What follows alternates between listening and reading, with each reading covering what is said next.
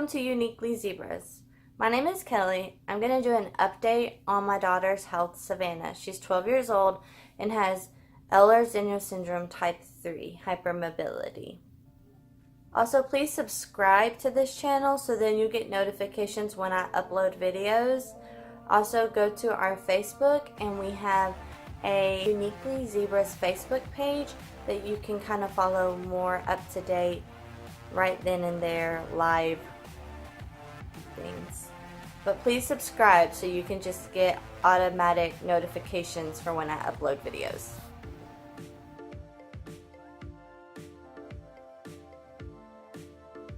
Today we're going to sit down and talk about an update on Savannah's health.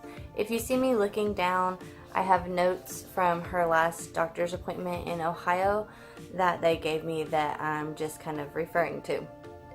Savannah has Ehlers Danlos Syndrome type 3, along with Sydney and I also.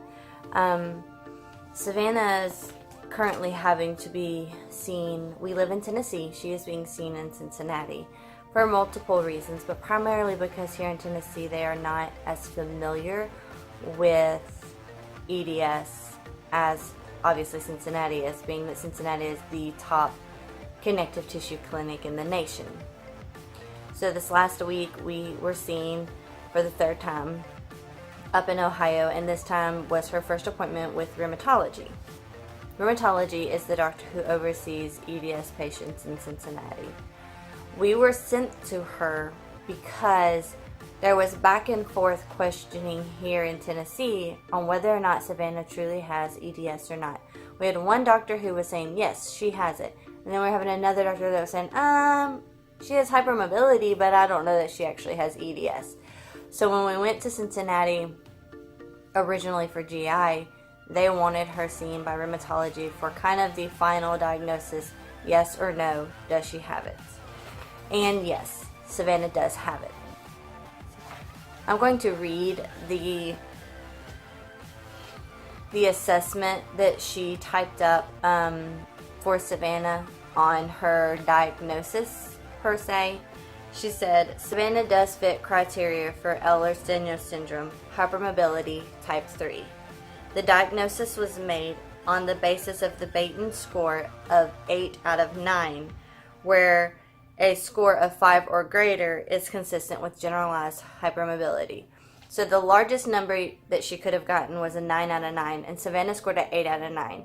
Now we did find out that the reason that she scored an 8 out of 9 was one of the assessments that they have her do is to put her hands flat on the floor from standing up without bending her knees. Now I myself can do that. I did not know that was abnormal.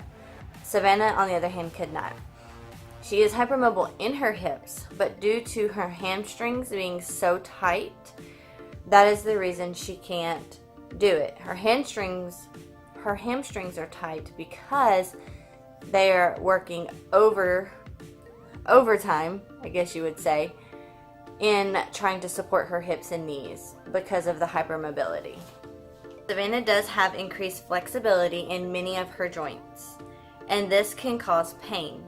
In addition to fatigue and joint pains, EDS patients often experience widespread muscle pains and spasms, commonly in the upper back and neck, which Savannah has been having upper back and neck pains. She was seen orthopedic not too long ago here in Tennessee, and we were told that her neck does not have a natural curve, which apparently is very common in EDS patients because of the laxicity. The muscles are working even more, which is causing the neck to be straighter than what it should be, which then again causes the pain. Now Savannah is also 2 degrees from a scoliosis diagnosis in her upper back, so that can play some into her neck pain and all that also. EDS patients may also have easy bruising, increased clumsiness, and fidgetedness with poor circulation. Children with EDS historically can have some gross and fine motor skill delays, as well as sensory processing issues and anxiety. One of the things we're learning is that Savannah definitely has some sensory issues. She does not have the sensory processing disorder diagnosis, but we have noticed some sensory issues that she's always had, and we never realized that they were sensory issues until now. Some patients, particularly girls, as they age into puberty, may also have chronic pain complaints including headaches, abdominal pain, and irritable bowel symptoms. They are often seen in patients with fibromyalgia. Dizziness on standing quickly, also known as POTS, can also frequently occur. Savannah has been diagnosed with POTS.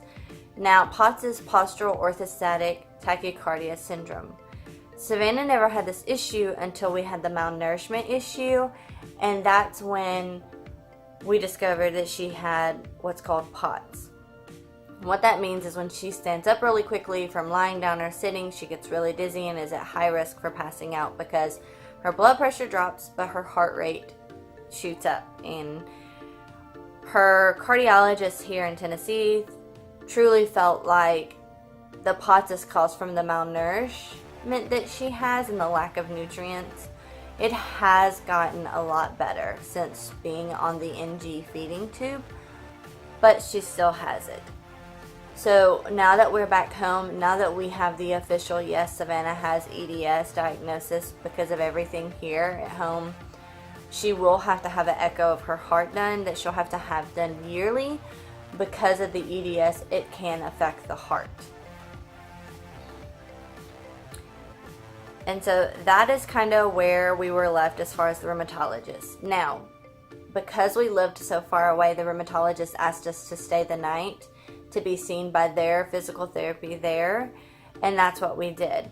And when we were seen by physical therapy there, she explained a lot and kind of helped us understand even more about Savannah's body. I never realized how her joints were so out of place and so lax without the physical therapist. I knew they were, but she was specifically pointing to like where and like what issue was causing that specific joint or that pain that she may be having that we've kind of pushed aside because we questioned it.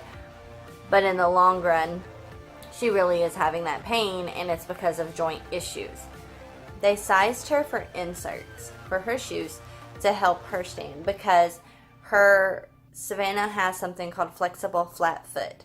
And what that means is she has an arch when she's sitting, but as soon as she stands up and all the pressure from the weight of her body gets on her feet turn to a flat foot.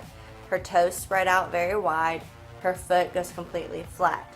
And because of that, when she's walking, her ankles are turning inward, which in return is causing some issues with her knees that she, on top of the issues that she already has with her knees, along with her hips. So they taught her some exercises, and I'm trying to see what I did with them. Let's see. They taught her some exercises that they're more like stretching but exercises also, to add to her everyday PT at home, and also for us to bring home to the PT here, because this way they kind of have they called them fine-tuning exercises. What she's doing already at PT at Dynamic is great, and I absolutely love Dynamic. But because they don't specialize in EDS, there are a few things that Savannah needs to be doing that is easier on her joints, that's kind of fine-tuning, as I said, her body. And so I will post in here what they are exactly and kind of the pictures of what we got.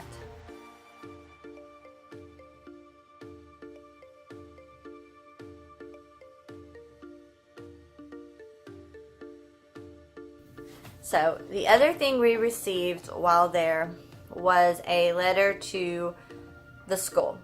This letter is accommodations for Savannah for next year for school, whether it's about handwriting. It explains about how one day she could be doing great and another day that she could not be doing well at all, and how it can be even in a day span where in the morning she's doing great and by the afternoon she's just not doing well. And that can truly be happening. And it just explains better what the EDS, what she's dealing with. It gives recommendations on, like, for instance, if they're doing something in PE that can be really hard on her joints and she's not doing well, then she can do her PT exercises during PE that day instead of what they're doing. And so this letter is just kind of an explanation and kind of some accommodations for her for school. And if you're interested in specifically kind of what it says, leave me a comment down below and I can do another video on what recommendations have been given to me for school. The other thing is we missed our GI appointment, but I did speak with the GI nurse, and the reason we missed it was because we got stuck in standstill traffic for over 2 hours. So the 2 hours I had given us as cushion hours, cushion time, we completely used in standstill traffic, and we actually barely made it by 3 minutes to her rheumatology appointment. And I almost turned around on the way here, but I decided I was just gonna try and get there. We had awful traffic the whole way there, which is not normal. But I ended up the next day speaking with the GI nurse, and she said pretty much, we don't know when Savannah's gonna come off her feeding tube.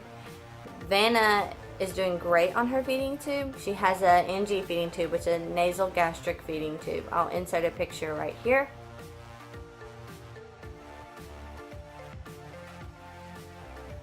Of what it looks like on her.